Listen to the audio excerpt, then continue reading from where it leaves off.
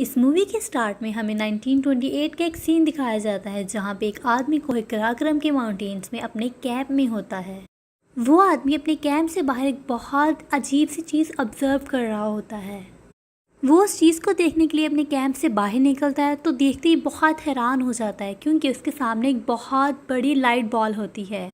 वो उस light ball के पास जाता है और उस पर अपनी हैमर मारता है।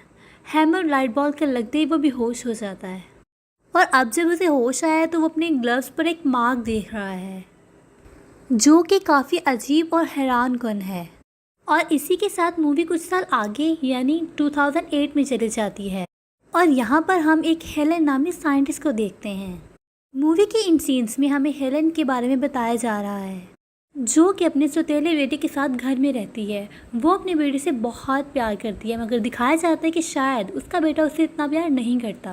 और अब हम मूवी में कुछ सीक्रेट एजेंट्स को देखते हैं जो कि हेलन को लेने आए हुए होते हैं, लेकिन हेलन उन सीक्रेट एजेंट्स के साथ नहीं जाना चाहती क्योंकि उसको पता है कि उसका बेटा अकेला है।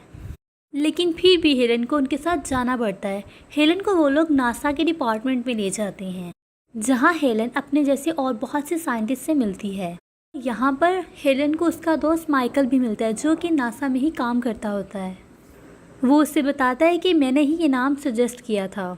नेक्स्ट सीन में हम सारे साइंटिस्ट को नासा के एक हॉल में देखते हैं जहाँ पे उनको बताया जाता है कि जुपिटर के ऑर्बिट पे एक ऑब्जेक्ट देखा गया है जो कि बहुत तेज़ी से ज़मीन की तरफ मूव कर रहा है जिसकी स्पीड 30,000 किलोमीटर पर सेकंड है। और अगर वो प्रोजेक्ट अर्थ से टकरा गया तो अर्थ पर लाइफ नामुमकिन हो जाएगी। ये सुनकर सारे साइंटिस्ट बहुत ज़्यादा परेशान हो जाते हैं। इससे ज़्यादा डरा देने वाली बात ये थी कि उस प्रोजेक्ट को मिसाइल से भी नहीं रोका जा सकता क्योंकि उसकी स्पीड बहुत ज़्यादा है। नेक्स्ट सीन में हम देखते हैं कि हेलन अपने बेटे से बात कर रही होती है फ़ोन पे। वो उसे बता रही होती है कि आज मुझे बेसमेंट में ही सोना होगा क्योंकि बहुत ज़्यादा तेज़ तूफान आने वाला है। इसके बाद सीन चेंज होता है और हम देखते हैं कि सारे साइंटिस्ट नासा के एक प्लेन में होते हैं। वो सब प्लेन से उस ऑब्जेक्ट को बड़े नज़दीक से ऑब्जर्व कर रहे होते हैं, लेकिन जैसे जैसे वो ऑब्जेक्ट ज़मीन की तरफ आ रहा होता है उसकी स्पीड कम होने लगती है और कुछ ही देर में वो ऑब्जेक्ट ज़मीन पर लैंड कर देता है। असल में वो कोई ऑब्जेक्ट नहीं बल्कि एक एलियन शिप थी। साथ ही हम सारे साइंटिस्ट को एलियन शिप की तरफ बढ़ता देखते हैं। वो सारे साइंटिस्ट एलियन शिप को ऑब्जर्व कर ही रहे होते हैं कि शिप से बहुत तेज़ लाइट निकलना शुरू हो जाती है। फिर उस शिप से हम एक एलियन निकलता देखते हैं। इससे पहले कि हेलन उसे हाथ मिला पाती, यूएस आर्मी के सोल्जर उस पर हमला कर देते हैं जिससे वो बहुत ज़्यादा ज़ख्मी हो जाता है और हेलन उसे देखकर बहुत घबरा जाती है। हेलन एम्बुलेंस बुलाने का कहती है मगर इससे पहले कि एम्बुलेंस आ पाती उस शिप से बहुत बड़ा और खौफनाक रोबोट निकलता है। वो देखने में इतना ख़तरनाक नहीं लग रहा होता लेकिन उसकी आंखों से इलेक्ट्रोमैग्नेटिक वेव्स निकल रही होती हैं जिसकी वजह से तमाम लाइट्स और इलेक्ट्रो कम्युनिकेशन सिस्टम्स ऑफ हो जाते हैं और इसी के साथ वो रोबोट बहुत खौफनाक आवाज़ निकालता है। वो आवाज़ इतनी तेज़ होती है कि उसे एक आम इंसान नहीं सुन पाता, इसीलिए सब लोग ज़मीन पर गिरने लगते हैं। और इतनी ही देर में रोबोट हेलन को अपने पाँव में देखता है और उस पर हमला करने लगता है मगर तभी एलियन रोबोट को मना कर देता है। एलियन अब जान जाता है कि हेलन एक अच्छी इंसान है जो कि उसे नुकसान नहीं पहुंचाएगी। तभी हम नेक्स्ट सीन में देखते हैं कि वो एलियन हॉस्पिटल में होता है और उसकी बॉडी से गोली निकाली जा रही है। लेकिन यहाँ पर एक काम जो बहुत अजीब होता है वो ये कि उसकी स्किन झड़ने लगती है।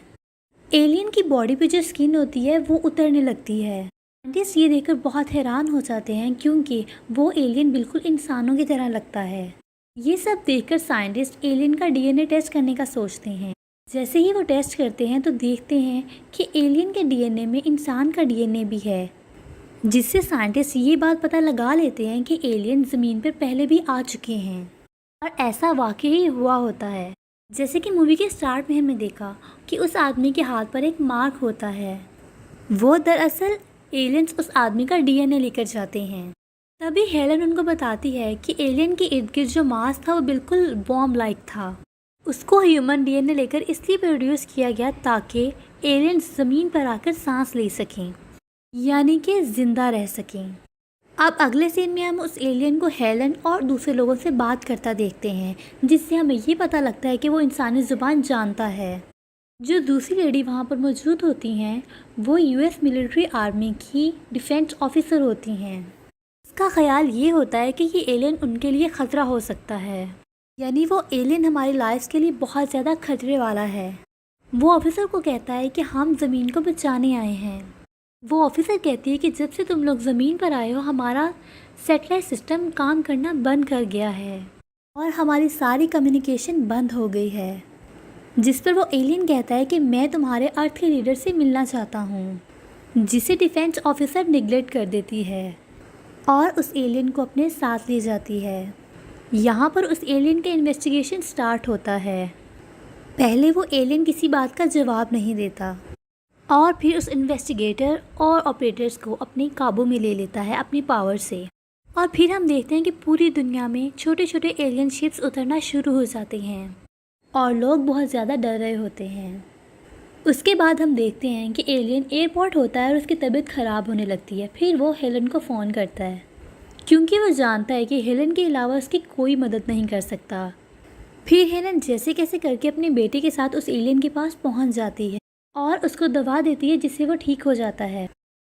फिर हम उस एलियन को किसी और आदमी से मिलते देखते हैं, जिससे हमें ये पता लगता है कि वो आदमी भी एलियन ही है जो कि 70 साल पहले अर्थ पर आया था। वो बूढ़ा एलियन को बताता है कि इंसान इस अर्थ को तबाह कर रहे हैं। वो ये जानते भी हैं मगर फिर भी वो ये सब कर रहे हैं। उसके बाद हम एलियन को किसी नदी के किनारे देखते हैं जहाँ पर एक और एलियन शिप होती है। जैसे ही वो उस एलियन शिप को हाथ लगाता है सारी दुनिया के स्पीशीज़ उसमें जाना शुरू हो जाते हैं और थोड़ी ही देर बाद वो सारे स्पीशीज़ आसमान की तरफ जाना शुरू हो जाते हैं, यानी वो अर्थ से वापस जा रहे होते हैं। उस एलियन ने सारे स्पीशीज़ को अर्थ से वापस भेज दिया होता है।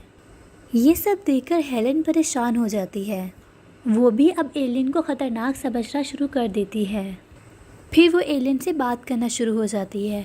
वो एलियन हेलन को बताता है कि मैं इस अर्थ को बचाना चाहता हूँ। इंसान इस अर्थ को ख़राब कर रहे हैं जो कि एलियंस नहीं होने देना चाहते। जिस पर हेलन बहुत ज़्यादा घबरा जाती है। जिस पर वो एलियन से पूछती है कि क्या तुम इंसानों को एक और मौका नहीं दे सकते। जिस पर एलियन कहता है कि नहीं, हमने इनको बहुत मौके दिए हैं मगर ये नहीं समझते, अब हम कुछ नहीं कर सकते। अभी हेलन और एलियन बात ही कर रहे होते हैं, वहाँ पुलिस वाला आ जाता है जो कि एलियन को पहचान लेता है। वो एलियन को गाड़ी पर हाथ रखने का कहता है, लेकिन जैसे ही एलियन उस गाड़ी पर हाथ रखता है गाड़ी ऑफिसर की तरफ मूव करती है और वो पुलिस ऑफिसर मर जाता है। लेकिन यहाँ पर ट्विस्ट ये होता है कि वो एलियन उस आदमी को दोबारा ठीक कर देता है, यानी एलियन उस ऑफिसर को दोबारा ज़िंदा कर देता है, जिससे हमें अंदाज़ा होता है कि उस एलियन के पास बहुत एबिलिटीज़ हैं, बहुत ज़्यादा सुपर पावर्स हैं। उसके बाद वो हेलन के पास जाता है और उसे कहता है कि ये हमारे रास्ते में आ रहा था, इसलिए मैंने उसे मार दिया मगर मैंने इसको अब ठीक कर दिया है। हेलन उससे रिक्वेस्ट करती है कि उसे दोबारा इंसानों को एक मौका देना चाहिए। उसके बाद एलियन हेलन को याद करवाता है कि मैंने तुम लोगों को कहा था कि मुझे अर्थ के लीडर से मिलना है और ऐसा नहीं हुआ तो अब कुछ नहीं हो सकता। फिर हम हेलन और उस एलियन को एक प्रोफेसर के घर देखते हैं। प्रोफेसर के घर एक बोर्ड पर मैथ की एक ऐसी प्रॉब्लम लिखी होती है जो कि इंसान कभी भी सॉल्व नहीं कर सकता, लेकिन वो एलियन उसे चंद ही सेकंड्स में सॉल्व कर देता है, जिसे प्रोफेसर देखकर बहुत हैरान हो जाता है। लेकिन प्रोफेसर उसको इम्पॉसिबल करार देता है, जिस पर एलियन कहता है कि ऐसा पॉसिबल है। उसके बाद वो एलियन हेलन और प्रोफेसर को बताता है कि जब उनका प्लेनेट ख़त्म होने वाला था तो वो सब इकट्ठे हुए और उन्होंने अपना लाइफस्टाइल चेंज किया और वो अपना प्लेनेट बचाने में कामयाब हो गए। इसके बाद प्रोफेसर उसको समझाता है कि जब तुम्हें ये रियलाइज़ हुआ था कि तुम्हारा प्लेनेट ख़त्म होने वाला है तो तुम सब इकट्ठे हो गए थे, लेकिन अभी तक इंसानों को ये रियलाइज़ ही नहीं हुआ, इसीलिए वो कुछ नहीं कर रहे। लेकिन अगर इंसानों को भी रियलाइज़ हो जाए कि उनका अर्थ या प्लेनेट ख़त्म होने वाला है तो वो भी इसको बचाने के लिए बहुत कुछ करेंगे। प्रोफेसर की इस बात पर एलियन की भी सोच कुछ बदलने लगती है। उसके बाद हम देखते हैं कि हेलन का बेटा जाग जाता है जो कि हेलन को बिल्कुल भी पसंद नहीं करता और उसको ये भी पसंद नहीं था कि उसकी माँ एलियन की हेल्प कर रही है, क्योंकि उसको पता है कि एलियन नुकसान पहुंचाने वाला है। तो इसी चीज़ को देखते हुए वो पुलिस को कॉल कर देता है और पुलिस वालों को ये बता देता है कि एलियन उसकी माँ के साथ है। थोड़ी ही देर में वहाँ पर यूएस मिलिट्री के हेलीकॉप्टर्स आ जाते हैं। एलियन, हेलन और उसका बेटा वहाँ से भाग जाते हैं और जंगल की तरफ निकल जाते हैं। तभी एक हेलीकॉप्टर से एक आर्मी वाला हेलन को उठाकर अपनी हेलीकॉप्टर में लेके जा रहा होता है। तभी एलियन अपने सुपर पावर्स यूज़ करता है और उन दोनों हेलीकॉप्टर्स को आपस में तबाह कर देता है। यहीं पर हेलन का बेटा नदी में गिरने लगता है, तब भी एलियन उसे बचा लेता है। फिर मूवी का सीन चेंज होता है और हमें वो बड़ा रोबोट दिखाया जाता है। आर्मी उस रोबोट पर अपने फाइटर प्लेन से हमला कर रहे होते हैं, लेकिन उस रोबोट पर कोई असर नहीं होता। फिर वो रोबोट उन्हीं के प्लेन्स को उन्हीं के टैंक के ऊपर क्रैश करवा देता है। फिर नासा के साइंटिस्ट एक प्लान बनाते हैं। उस रोबोट को एक बहुत बड़े स्फीयर में कैद कर देते हैं ताकि वो उन्हें ब्लास्ट कर सके। वो उसे ब्लास्ट भी कर देते हैं, लेकिन उस रोबोट को कुछ नहीं होता, बल्कि रोबोट छोटे छोटे इंसेक्ट्स में कन्वर्ट हो जाता है। ये इंसेक्ट्स इतने ख़तरनाक होते हैं कि अपने रास्ते में आने वाली हर चीज़ को मिट्टी कर रहे होते हैं। अगले ही लम्हे हमें हेलन का बेटा और एलियन दिखाया जाता है।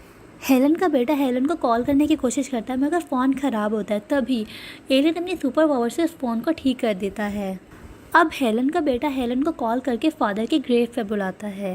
फिर हम मूवी में सबसे बड़ी चेंजिंग ये देखते हैं कि हेलन का बेटा और एलियन बहुत ही करीबी दोस्त बन चुके होते हैं। अब हेलन का बेटा अपने फादर के ग्रेव तक पहुंच जाता है, क्योंकि इसने देखा होता है कि किस तरह एलियन ने उस इंसान को मरते हुए को ज़िंदा किया था।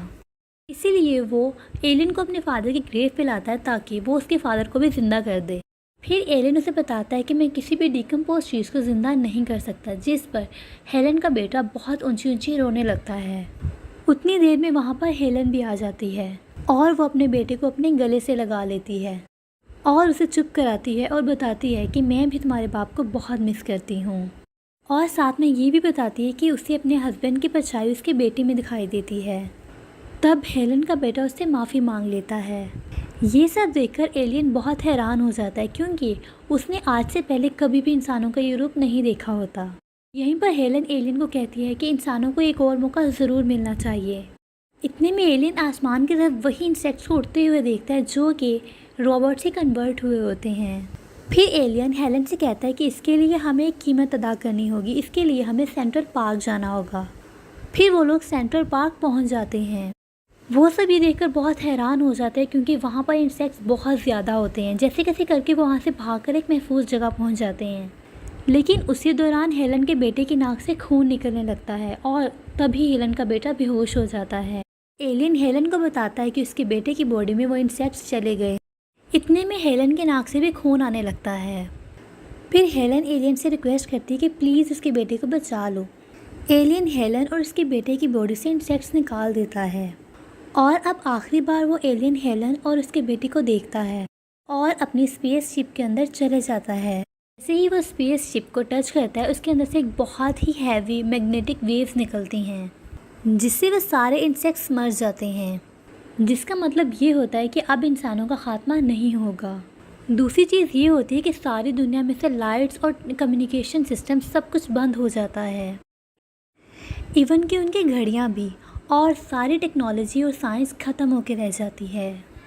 मूवी की लास्ट में हमें दिखाते हैं कि हेलन और उसका बेटा एलियन स्पेसशिप के पास जाते हैं। तभी एलियन स्पेसशिप हवा में उड़ने लगती है, यानी दुनिया से चली जाती है। इसका मतलब ये होता है कि एलियंस अभी भी ज़िंदा हैं। और यहीं पर मूवी एंड हो जाती है। Thank you for watching.